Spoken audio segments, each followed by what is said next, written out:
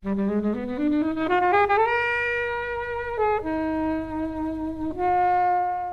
one scene where the kids, was it her kids or the kids next door? Yeah, the kids are just filthy in it. Yeah, the kids next door, they're just, one girl like leans in with the spoon and starts eating the mud. Yeah. And because it's kind of shot quite well, I didn't kind of go, ugh. I was just like... Was it mud? I thought it was some creature from the mud. I don't know. They were a strange family. I had to look away at that point. It's 51. This is the 51st podcast of Flixwatcher. As always, Helen is here. Hello. And we're also joined by Annabel. Hello. And Gemma. Hello. And these guys are from the Anthill Podcast. And we're going to be talking about Mudbound. Come find us on Twitter at FlixWatcherPod. Visit the website flixwatcher.tv for full listings. And don't forget to subscribe to us on iTunes and leave us an awesome review. So all films were available on Netflix at the time of recording, guys. Just as a bit of a warning, there is some bad language and there will be spoilers. You have been warned. Hello and welcome to Flixwatcher Podcast. Today our guests are Gemma and Annabel from the Anthill Podcast. If you'd like to say hello to our listeners and tell us a little bit about your podcast. Okay, hello. We are the producers of the Anthill. So the Anthill is run out of The Conversation, which is a website and media organisation that basically gets academics to explain their very clever research to just normal people. So anyone can read it and hopefully find out a bit more about the world. And the Anthill tries to do that in podcast form. So we take a theme each month and get academics to help us understand that theme. So we've done themes from sex, most recently. We talked about sex robots, to myths, to pain, to growing up. Earworms. I was listening to the earworm. Earworms, music on the mind, things like earworm. that. And we've done some political stuff and business stuff too, so it pretty much covers every topic. Yeah, an early episode was just after Brexit happened, wasn't it? Yeah. Yeah. So, Brexit special. The only time that word can be used next to Brexit. What, special? Yeah. Yeah. Mm. Annabel, who do you? I guess what do you do with the Anthill? Yeah, I'm with Gemma. No, I'm co-producer and co-host of the Anthill. Yeah, that's about it, really. No worries. So you chose Mudbound. I did. Can you tell us why you chose it and a brief kind of intro to what happens? Yeah, so I chose it because it was one of those films that was on my radar for a while. I'm a bit of a Carey Mulligan fangirl. Although we can go into this later, but I wasn't overly impressed with her in the film. I mean, she was fine. She was good. We can go into that later, as you say, yeah. And I think I heard about it in the kind of context of Netflix films being snubbed from Cannes or big film festivals, and it looked kind of interesting and epic, and but this podcast was a good excuse to actually finally watch it. Yeah, and you said as you signed up to this episode that you and your husband have a minimum rating. Can you explain that factor? Yes, it's his minimum rating that's enforced on you then, I guess, by proxy. Yeah, a little bit by proxy. We tend to watch a lot of films together, and yeah, he's got a minimum rating of 7 on IMDb, which cuts out a lot of films. And including Mudbound originally, it definitely had a rating lower than 7 when I wanted to watch it. And then fortunately, in time for this podcast, it got boosted up to 8 or something, and I just checked and it's down to 7.5. So it's clearly on. Yeah, crazy. It's on a roller coaster. It's good to have standards, though. Yeah. Well, I don't know. It's quite high. We were saying, wasn't it? 7.5 for IMDb. It's very high. I don't know if it's like a logarithmic scale, but it gets harder and harder to get like incrementally higher in the scale. Unless it's the Shawshank Redemption or something. Why? Where's that? Is that 10? It must be a 10. 11. Yeah. It's the best film ever, according to it on there, isn't it? So what happens in Mudbound? So Mudbound is set in kind of 1940s Mississippi, and it follows 2 families that live on a farm in Mississippi. One is white and one is black, and their lives are very different, as you might imagine, in kind of Jim Crow America. And then kind of World War II hits, so the film kind of straddles World War II. And yeah, the war affects both families in kind of similar but different ways, and it's kind of an epic that just follows these families. Bit of a modern Gone with the Wind, but a bit shorter, maybe. Yeah. I guess the eligible male in each family has to go to war. Exactly. And we deal with what they go through, the families go through without the eligible male. I don't know if that's the best way to say it. Make it sound like a bachelor show. It does, yeah.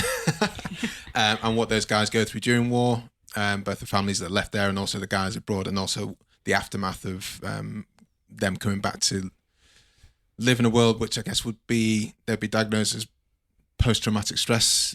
Certainly one guy would be, I guess, affected Both more of by them, it. I think they both do. Yeah. Yeah. So what do you reckon, Annabelle? What do you think about this? I thought it was amazing. I really, really enjoyed it. Enjoyed is probably not the right word. It is there's some harrowing moments, and I was very much prepared for the kind of, there's a climactic sort of lynching episode, spoiler alert, but I was prepared for that because Gemma watched the film before me and told her about that by accident. Sorry about that. So I basically spent the entire film really tense, waiting for this moment to happen, and it kind of became increasingly apparent who was going to be lynched as I watched it. Did you think that was going to happen when you watched it? I thought Jonathan Banks' character, the Pappy, I thought he had something very, very nasty about him. And when Ronzel came back when he first came back from the war, and you see him in just the convenience store, and Pappy meets Ronzel for the first time, I knew that, I just thought there's something there that I think Pappy had been waiting to wreak havoc on that family, and this was his excuse I think he was just looking for an excuse for something to happen. I didn't think the KKK were going to get involved. They weren't prior. There was no real kind of backstory of them in the area, but that was quite surprising, I thought. Yeah, it made sense, I guess, within the context of Jim Crow and the Deep South and that kind of history of America. But so I didn't expect it fully, but I wasn't unexpected when it happened. Yeah, I wept when that happened. It was just so full on. And by that point in the film as well, you're so kind of involved in the families. You've kind of watched them evolve, and the whole kind of friendship between so Jamie, who's the white son who got sent to war, strikes up a friendship with Ronzel, the black son, who went to war, and his emotions playing out trying to stop what happened. It was just very dramatic. Gemma, what were your thoughts? You warned Annabelle. I had warned Annabelle about it. I'm not sure I probably liked it as much as you. It's based on a book, isn't it? Yeah. So it's an adaptation of a book. And I actually watched it with subtitles on because my wife is French and we often watch things with subtitles on. So just to make it easy. And also I kind of got used to it. So I watch a lot of things, even if they're in English, with subtitles on. Yeah, the film starts with like subtitles on, and I'm happy just to leave it there, but my wife was just like, can you stop that? It's funny you said that. I wish I'd have thought of doing that, because I don't know if anyone else found it. I found the sound mixing really, really bad on it. Oh, really? Yeah, I found that it was very, very quiet near the beginning, and I couldn't understand what a lot of the dialogue was, and then it was incredibly loud when other stuff was going on, and it was a bit distracting. So I should have done what you did. I guess I hadn't noticed that because I was looking at subtitles as much. But what I found it useful for was because the narration changes a lot. Yes. So it's the different characters start narrating at different points, and actually when you see it on the subtitles, it says who it is. So obviously you kind of guess who it is after a little while, but I found that quite useful. And I wondered, I haven't read the book, and I would be interested to read the book, but I don't know whether the book is told through different characters' voices at different points. Yeah, chapter by chapter is different. Is that right? Viewpoint. I don't know. That's I just wondered. So I wonder whether that was done particularly well in the film, because I didn't feel like you necessarily got enough of that. Like I would have maybe wanted there to just be like one or two narrators rather than, I think maybe after something like 6 or something. Maybe. Yeah. Wow, I didn't even notice that. Really? Yeah. So I think you talked about a bit of a Carey Mulligan fangirl, because Carey Mulligan only had like a couple of those, and I thought they were more noticeable by the fact that she didn't have that many, and one of them was about her being happiest on a Saturday because that was the day she was cleanest. Yep. Well, she had a few. In fact, she had a few. She was kind of more at the start, and Yeah. then she doesn't really come back into it that much because we kind of start at the end of the story. Yeah. So everything you kind of have to piecing together what the moments that lead up to that bit. Yeah. And she has one when she has the miscarriage as well. Yeah. Spoilers. Yeah. But I did find it quite not necessarily distracting, but I found it a bit kind of strange that typically you do have one, maybe two narrators, but this one it was each of the main characters had something to say about the scenes that they're in, but they were narrating their own scenes. They weren't narrating other people's scenes, so I think it kind of didn't feel too weird. Maybe it takes a little bit of getting used to. At the start, it was a bit all over the place, but then I guess maybe it got into more of a natural rhythm. So what are your thoughts, Helen? I mean, again, you've already mentioned it's not really a film that you can sit down and go, I'm going to watch Mudbound, going to see what's happening in the racist South. Great. I don't think it's a bad film. I think there's some areas that it's not great with. I mean, the performances I thought were all really good. I mean, the cast is really good. I found it was a little bit slower in places that I would have liked. But yeah, I mean, it's not a bad film, but it's also not, it didn't make me go, my God, that's an amazing experience, or sort of have like the wow factor, because obviously it's got a few Oscar nominations for... So talk us through the Oscar nominations. So I see you've done we've your got- research there, Helen. Yeah, we've got Mary J. Blige in supporting. Holy shit. That's Mary J. Blige. Yeah. Yeah. Why didn't I know that? That's crazy. Yeah. As Annabel said, Yeah. the sunglasses at the end. Yeah. Yeah. I mean, she's great in it. I mean, Yeah. her kind of acting is kind of something that's been really natural for her. And then it's also up for adapting. It's also up for song, but I thought there would have been perhaps maybe more singing in it, but it's got a song nom, and then it's cinematography is the nomination, which we mentioned before recording, that it's the first female nomination for best cinematography, which we think is probably not going to win, because then Robert Deakins going to win. Roger Deakins. Yeah. So you got Roger Deakins, and he's been nominated quote unquote millions of times. Yeah. So this will be his consolation Which prize. one's that? Dunkirk, isn't it? No, Is it's Hoyt van Hoytema did Dunkirk. Roger Deakins did Blade Runner 2048, Okay. 9. And also Shape of Water looks splendid. Yeah, I was surprised that it did get the nom, because it didn't really stand out to me as being particularly I mean, there are some shots. a wow factor. We're kind of looking at the screen here. And to the listeners, that doesn't. It's not going to help out. But there's shots like here where she's kind of Carey Mulligan sitting outside, which look really cool.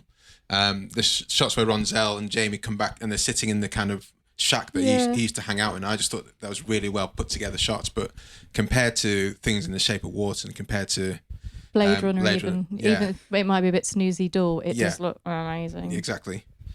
See, I was almost going to give cinematography as a defense for why I hadn't noticed the changing narrators. Sure. Because, I mean, it doesn't have the same wow factor as Blade Runner or The Shape of Water, but it's kind of it makes mud beautiful. Yeah. There's a lot of mud in it. In case you're wondering, there is mud. Yeah. Opens with mud. Yeah. In a big way. There's one scene where the kids, was it her kids or the kids next door? Yeah, the kids are just filthy in it. Yeah, the kids next door, they're just, one girl like leans in with a spoon and starts eating the mud. Yeah. And because it's kind of shot quite well, I didn't kind of go, ugh. I was just like... Was it mud? I thought it was some creature from really? the mud. I don't know. They were a strange family. I had to look away at that point. So maybe it's just me that it was a bit weird. Quite tasty. Yeah, I think I'm just a sucker for like beautiful light, and I think that just the lighting in a lot of the scenes, like the kind of sprawling farm scenes, was just really beautiful. Not, I mean, I wouldn't say Terrence Malick, but sort of that kind of, light vibes. Yeah, it did kind of have like the sort of dreamy essence that you kind of get in the countryside sometimes. Tell us about Carey Mulligan. Carey Mulligan. First saw her in An Education, I think. Have you got a favourite or like your top? Nah, I say Fangirl is probably an exaggeration. I like her. I haven't seen all of her films, but I don't know, just kind of repping the British actress, doing good. Yeah, it took me a while to realise she was American. No, she was British. Did it? Yeah. I think the first film I saw her was Shame, and then first film I saw her was Drive, and then it was Shame, I think, and then went back to An Education, and I was like, I need to check out where she's from. But yeah, I think she's a consistently fantastic actress. Yeah, I really like her. Yeah, I really like her in Never Let Me Go. I've not seen that. What other films has she got on a list? They're all the ones I can think of. An Education, Drive. I'm pretty sure she must have been in something bigger than that. I know she's in the BBC drama Collateral at the moment. She's in Pride and Prejudice. Right. Yeah. As she's in Inside Robert. Llewellyn. Yes, not she is Robert?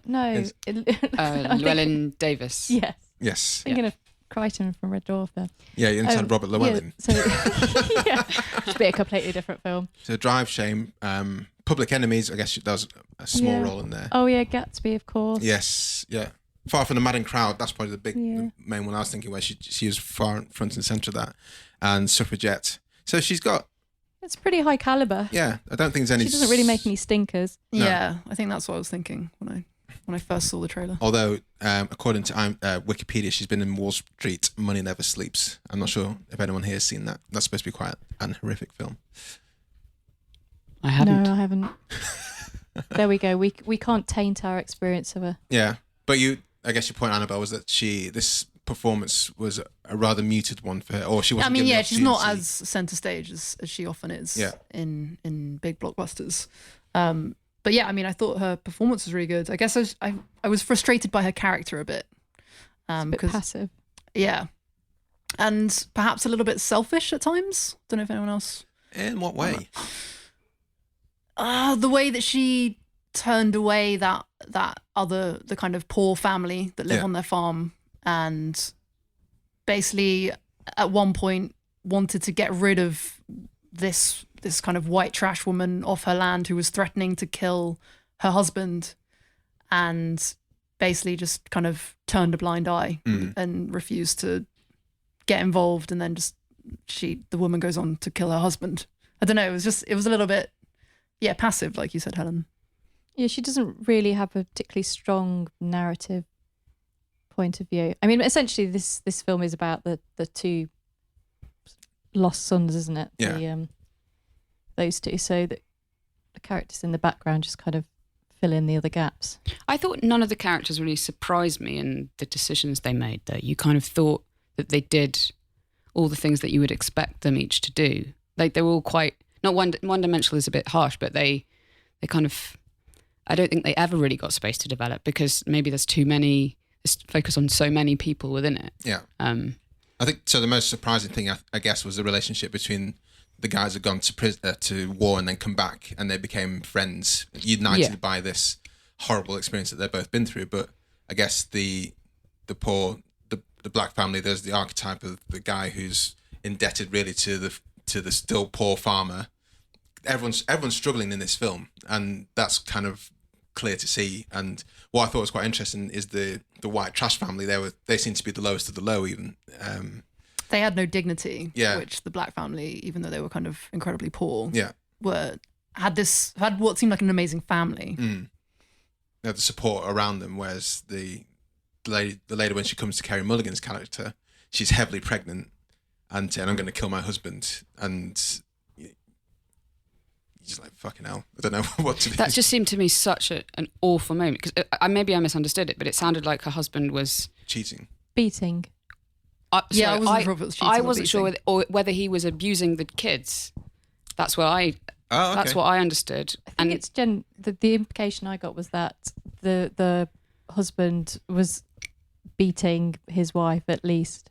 Oh, I thought that he was cheating on her with someone else in the town, and that's why she just had enough of this, like, yeah. But if he was beating her, then that would make sense that she stabs him to death. But it was like she was going off. She was kind of hunting him down in a way, though. Yeah, it was a strange kind of subplot that sort of. Yeah, faded. I think that's a story in there that we didn't really need. There's quite a lot of stories going on. you've got the kind of the inevitable will they, won't they between Carey Mulligan's character and Jamie. Yeah. So that's why I guess you kind of mean it. These things were kind of telegraphed. A lot of these things were telegraphed quite early, weren't they? Yeah. I think that you're right. That was inevitable, I thought. And then you've obviously got the post-war relationship, and you've got the evil father figure who Pappy. he's got to die soon. Well, it starts off with his death. You know that Pappy's dead, or Jamie and Jason Clarke, I can't remember what his character's name, their dad is dead, and that's how it starts off the film. But we don't know how he dies. But you might be able to guess when you watch it. It's not really a surprise how he dies. No, it's not a surprise. There's quite a lot going on. I don't really think there needs to be that much going on. I mean, it is quite long, 2 hours 15 minutes. So they do pack a lot into that runtime. Yeah. Yeah. I felt like the only purely one-dimensional character though was Pappy, the kind of racist grandfather figure. You know, he was just all out, like gross, like disgustingly racist. Whereas the others, you kind of saw them develop, at least in the film. Yes, he's also leery towards his... Oh, yeah. When she's having the bath. And he's just, leering. I think Carey did have some scenes where she made her position known, at least. Well, it's horrible. It's horrible for her when she finds out that after they're having sex, then the first thing her husband says to her is, "Oh, by the way, we're moving in 3 weeks' time," and she can't do anything about it. In this day and age, that would be what the fuck are you talking about? No, we're not moving. But for her, it's just like, well, that's a bit surprising. She does stand her ground on the piano, though. That's which is quite good. Yeah. So sorry. There's some interesting. Well, it's interesting where he refuses her sex at one point when he's annoyed with her, and she's like, "Oh, I never thought of doing that." Kind of almost as if he was able to refuse her, but she'd never thought about it as a way of kind of getting back at him. I thought that was quite interesting. But I don't think she would be able to refuse him sex. No, I perhaps not in then, but it was an interesting point for her to kind of... Yeah, definitely. And I mean, there's so much of it that was, you know, it's such a different world. And yet afterwards I was reflecting on the fact that it's not that long ago. It's like in almost my parents' lifetime. Yeah. It's, 1940s. It's just not that long ago at all. And yet the world, the kind of the power dynamic in the marriage, but like even more than that, the race relations and the way that the black family just are totally subservient to the white family, and they have to be. When Ronzel first comes back from the war and he wants to walk out the front of the shop, we're, as a viewer, we're just kind of like, oh, well, why don't you just let him walk out the front of the shop? There's a tete-a-tete. He has to walk out the back of the shop. And then Jason Clarke's character comes to their house and has a word and says, "Dude, you can't walk out the front of the shop." And instead of being able to defend him, Ronzel's dad has to turn around to him and goes, "Yeah, is that what you did? You tried to walk out the front of the shop." It's like, "Son, you can't do that." And that's heartbreaking to not be able to support your son in something that should be, it's not even basic human rights, just like let him walk out the shop. It doesn't matter which entrance he wants to go out of. So that's the kind of situation we're in here. What do you reckon of Jason Clarke's character? Do you think he would have been, more benevolent to, I don't know, is he on the side of, does he have a particular side, or is he just, he's in the position he's in, so he's living the life as he Which one was he again? Jason Clarke, the Henry the guy. husband. Yeah. Oh yeah. So he's not a pappy. He's not out and out racist or doesn't. I think he's just trying to get by. Yeah. He kind of has a bit of a hard life, really. He's either kind of working and covered in mud, or arguing with like his brother or his dad, or trying to kind of keep the peace between everyone. I think that opening scene, I think it's the opening scene, isn't it, when they're digging? Yeah. I think that's you have a view of what they are, their relationship, which you are completely disabused of by the end of the film. And I think that's quite a clever way of opening the film because of that. So describe it then further. So they're both digging a grave in mud that's just kind of slopping back on top of them, and then there's a thunderstorm coming, so they have to do it quickly, and they kind of take it in turns. One of them goes in of the grave and has a break, the other one has a break, and then the thunderstorm arrives, and it's the grave starts filling up with water, and Jamie, the younger brother, I think, isn't he? He's kind of stuck in the grave, and Henry goes away. And he says he's going to go and get a ladder, but Jamie just almost doesn't believe he's going to go and get one. And you don't really know why. That you have no context about why he might be shit scared at that point. And I thought that was interesting because he does eventually come and get the ladder and save him, and they have a big hug. But then you later find out that at that point they're just kind of at total loggerheads with each other. And I thought that was interesting because you wouldn't have thought you'd have got to that from that point to where you did at the end. I thought one of the reasons you chose it was because it was part of the debate around part of the snubbing because of the Netflix side of things. So expand on that a bit. So I remember watching Beasts of No Nation and being astonished that it didn't get any Oscars nominations, and so they're not like necessarily the biggest of nominations, and it's according to everyone's judgments here, not necessarily the most deserving of big nominations, but it's still like, a big blockbuster film, and I think it's cool that it's kind of been recognised. Yeah, I think the problem with Beasts of No Nations was that I don't think it had enough theatrical release to qualify for the Oscars, rather than it not being up to scratch. Yeah.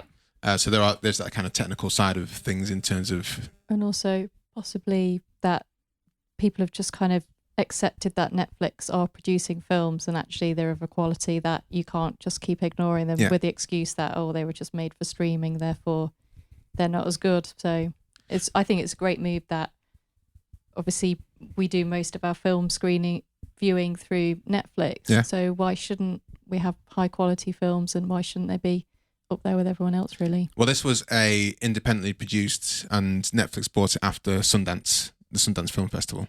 Is that why it qualifies when Beast Animation didn't? What Netflix do now, and Amazon do as well, is they give things a short cinematic release, like if it's like 4 days or 5 days in the required number of cinemas to do the minimum requirement to get eligibility, and then they put it onto their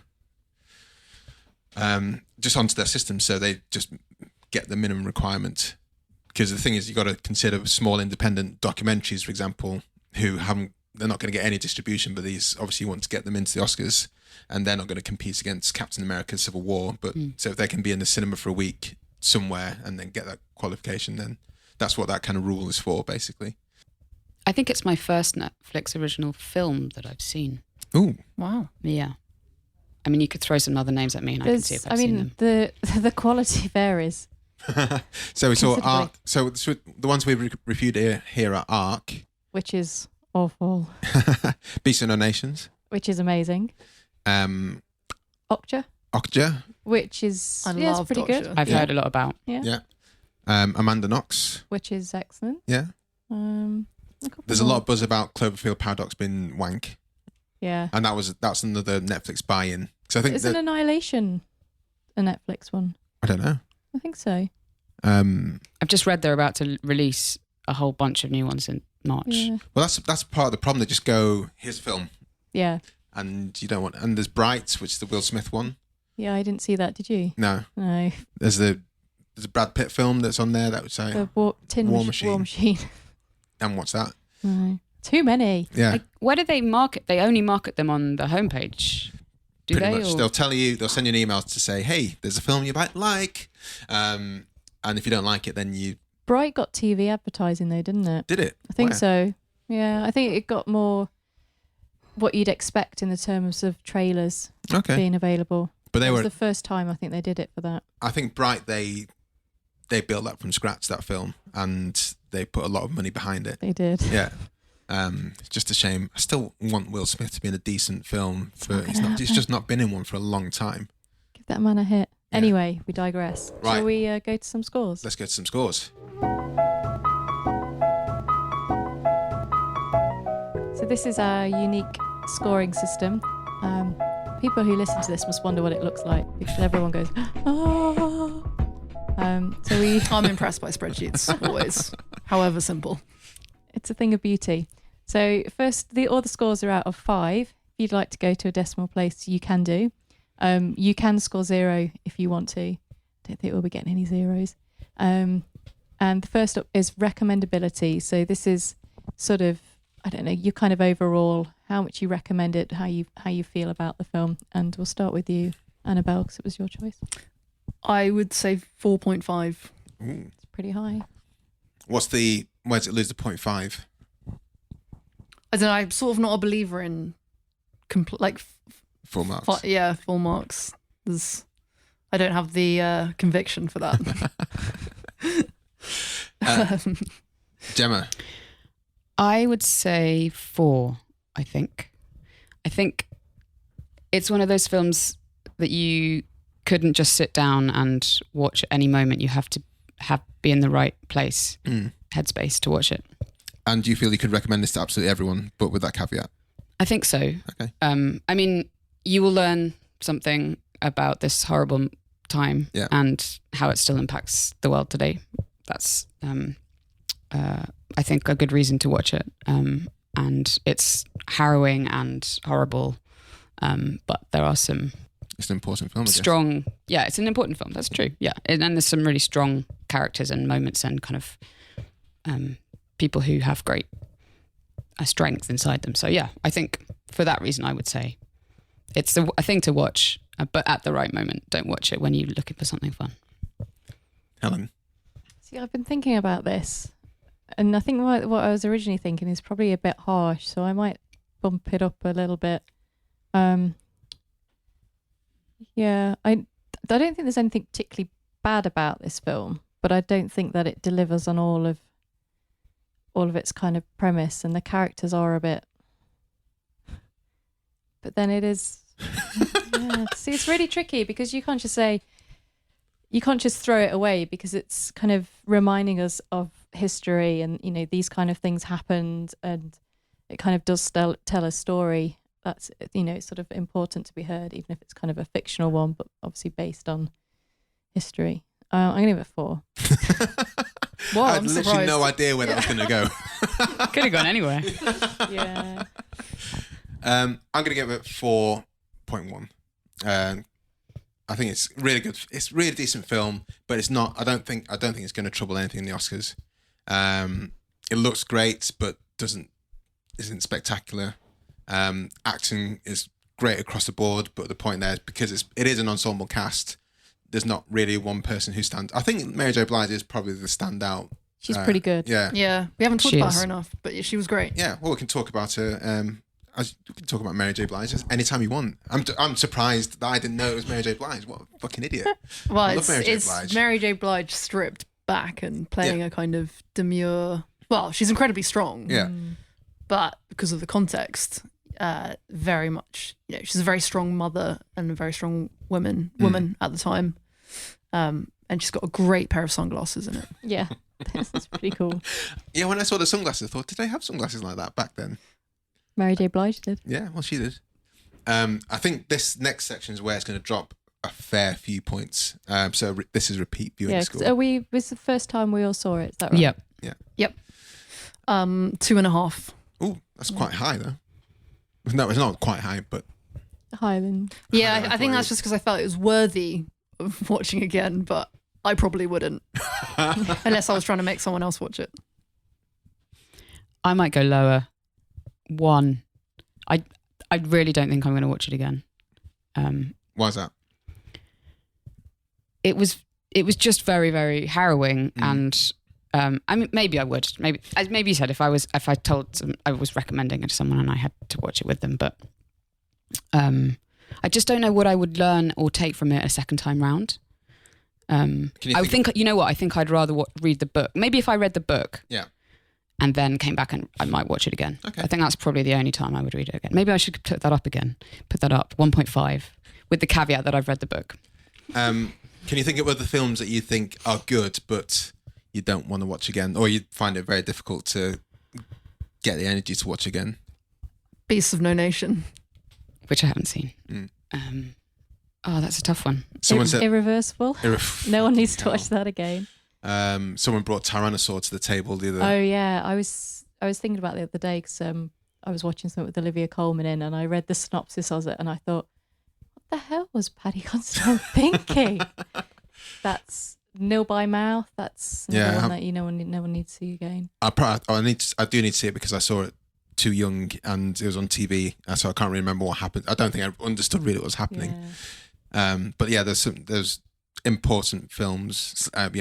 12 Years a Slave. I'm not sure when I've watched that again. So there are some. I mean, you watched it the first time, so. Yeah. Helen, repeat viewing score. One. I mean, it's not a fun experience. There's not really that much happiness in it at all, really, thinking about it. So unlikely, but. Never say never. Yeah.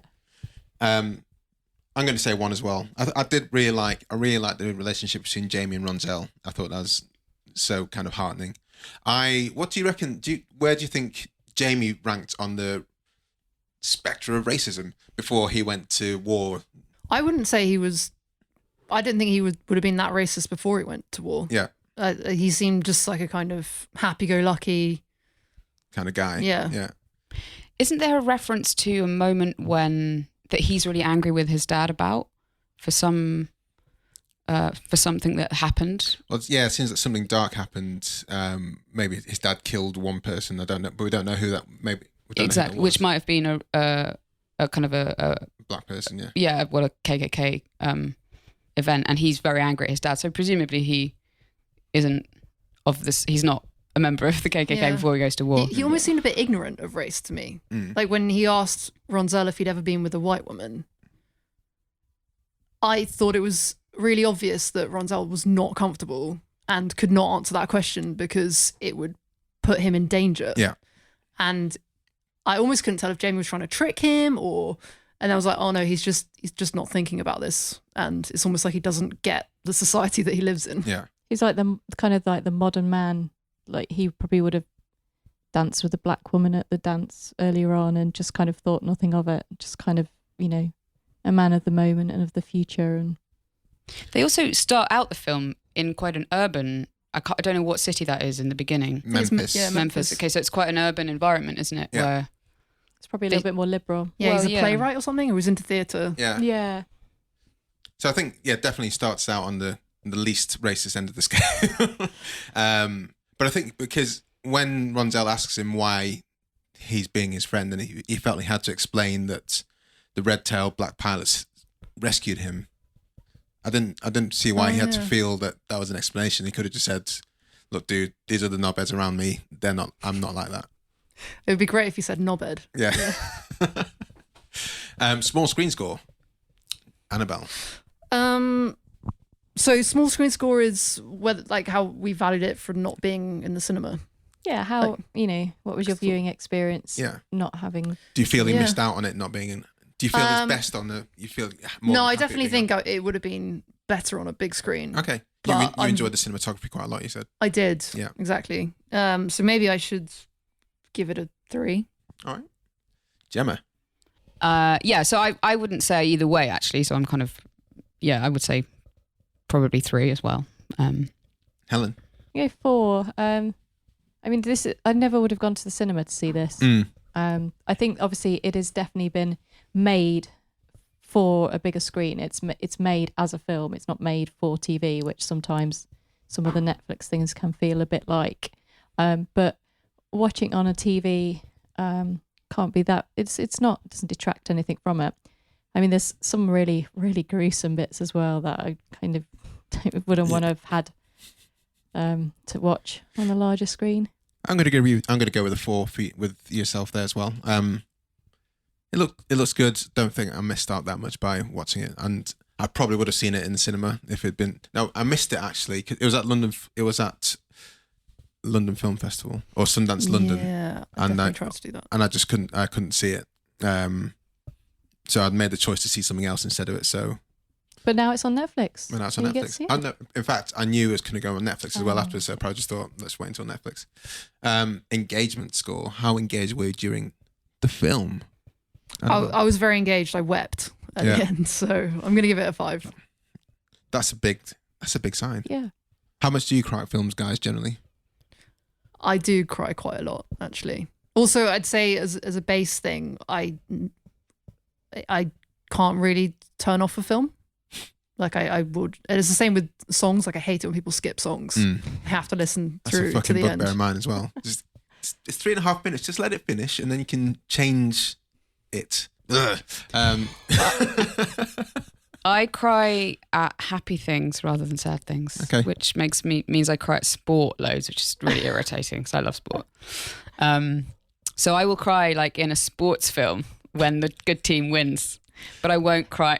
Annabelle's laughing at me because like she's seen me crying at these things. In the office, Yeah. watching the Olympics. Yeah. It's ridiculous. I could never be a sports commentator because I would just weep. What was the last sports film you cried at?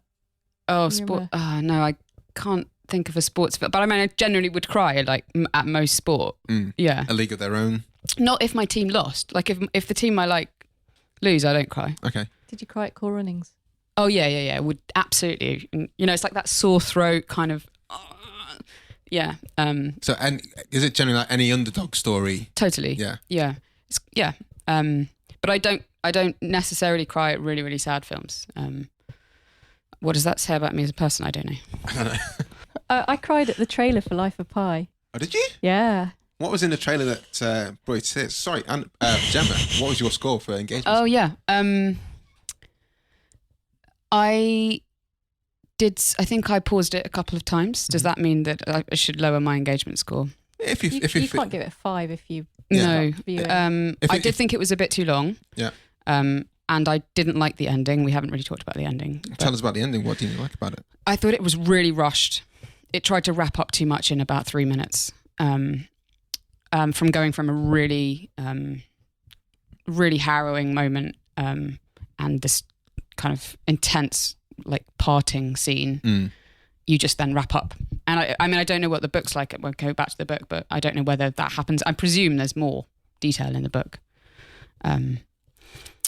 So I was expecting, I think I was hanging in there because I kind of wanted there to be a bit more of a resolution at the end. Sure. And I was slightly let down by the ending, I have to say. So I would say maybe 3.5. Okay. Helen, crying and engagement score, please. Crying, the trailer to Life of Pi. Yeah. So what happened is it the tiger?